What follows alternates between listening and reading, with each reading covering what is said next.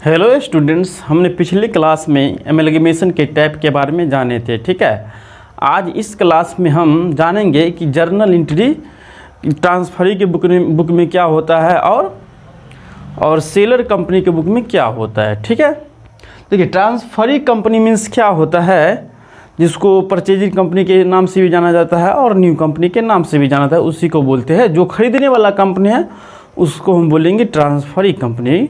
ठीक है, क्योंकि बुक में लिखा होता है ट्रांसफरी कंपनी ही लिखा होता है, तो आपको समझना है कि खरीदने वाला कंपनी को बोलते हैं ट्रांसफरी कंपनी, परचेजिंग कंपनी और न्यू कंपनी। ठीक है, इसके बुक में क्या एंट्री होगा, सो सारा यहाँ पे एंट्री हम लिख चुके हैं और एक एक करके आपको समझाते हैं।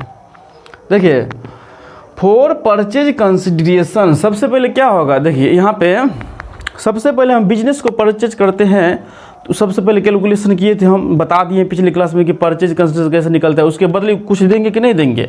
जैसे में कोई मतलब सेलर कंपनी है, उसको हम पर खरीद रहे हैं तो उसका जो शेयर होल्डर है उसको कुछ बदले में देंगे कि नहीं देंगे, उसका फिर एंट्री क्या होगा।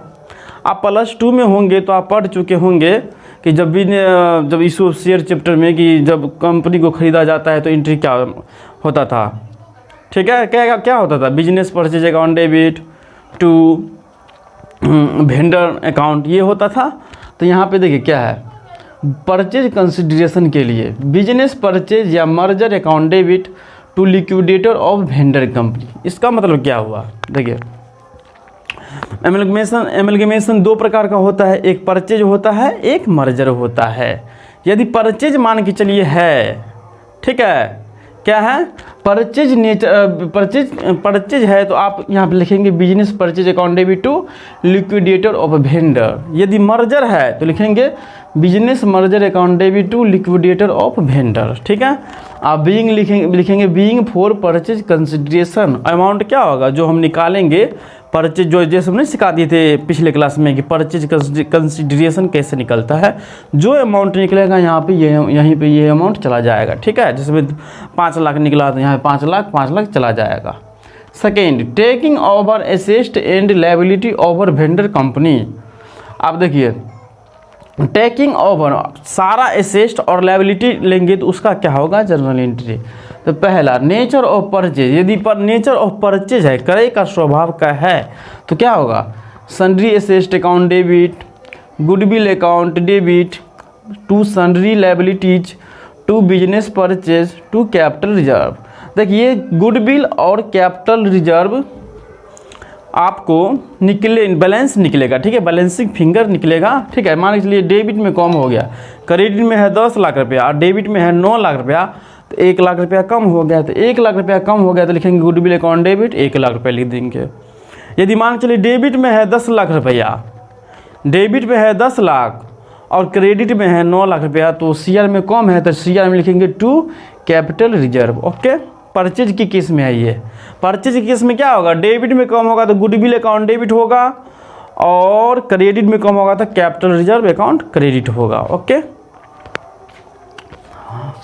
बी में नेचर ऑफ मर्जर, यदि मर्जर है तो क्या होगा एंट्री। तो मर्जर में भी उसी प्रकार से sundry asset account debit, general reserve account debit to liabilities account to reserve account to business merger to general reserve. यहाँ पे देखिए डेबिट में कम हो या क्रेडिट में कम हो, डेबिट में कम हो गया, मान के चलिए देखिए डेबिट में क्रेडिट में 10 लाख रुपया है और डेबिट में है 9 लाख रुपया, तो 1 लाख रुपया कम हो गया डेबिट में तो होगा जनरल रिजर्व डेबिट। यदि मान के चलिए डेबिट में ज़्यादा क्रेडिट में कम है तो क्रेडिट में भी जनरल रिजर्व के ही पूरा करेंगे। देखिए परचेज में क्या था, यदि डेबिट में कम है तो गुडविल अकाउंट लिखकर पूरा करेंगे और क्रेडिट में कम है तो कैपिटल रिजर्व लिखकर पूरा करेंगे। लेकिन मर्जर केस में क्या है, दोनों में डेबिट में हो या क्रेडिट में कम हो आपको जनरल रिजर्व लिख के ही पूरा करना पड़ेगा। लेकिन इस दोनों में एक डिफरेंट है। देखिए यहाँ पे क्या है, टू सन्ड्री लायबिलिटी है। ठीक है, तो यहाँ लायबिलिटी का मीन्स क्या हुआ, और सारे लायबिलिटी को यहाँ पे शो किया जाएगा। ठीक है, जितना जैसे डिवेंचर हो गया, ट्रेड पेबल हो गया, बैंक लोन हो गया, क्रेडिटर हो गया, ये सब चीज़ यहाँ पे लिखा जाएगा।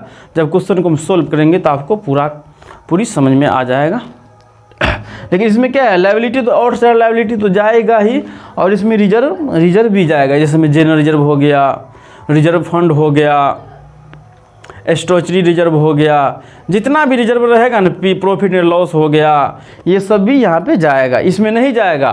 जैसे रिजर्व एंड सरप्लस वाला पार्ट है ना, क्योंकि कंपनी का बैलेंस शीट में एक रहता है, क्या होता है, शेयर कैपिटल होता है, एक होता है शेयर होल्डर फंड, एक होता है रिजर्व एंड सरप्लस।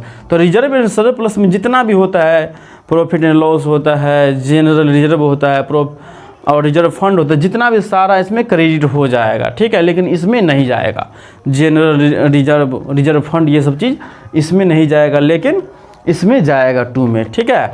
अब डेबिट में कम हो या क्रेडिट में कम हो, दोनों तरफ जनरल रिजर्व लिख के ही पूरा कर देंगे।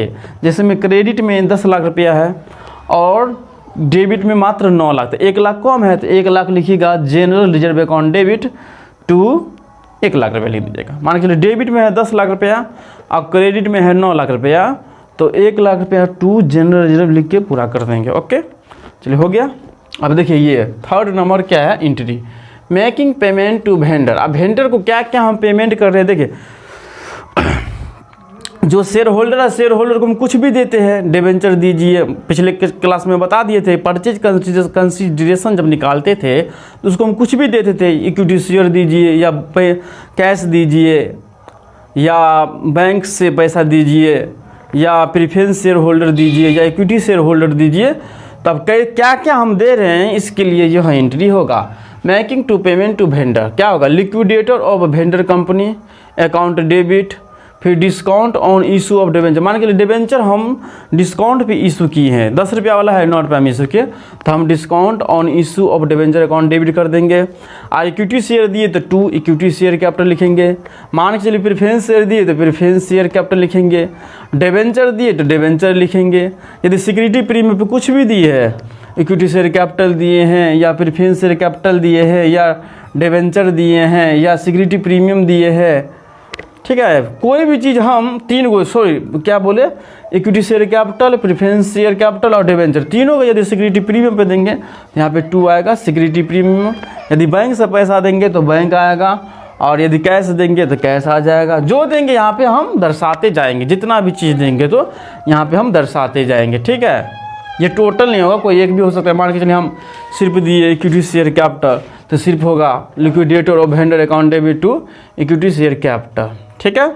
अब डिबेंचर है, debenture discharge of vendor company, 4 number entry में है debenture discharge of vendor company. Vendor company means क्या होता है, सेलर कंपनी होता है, जो बिकने वाला कंपनी है सेलर कंपनी होता है, ओल्ड कंपनी होता है।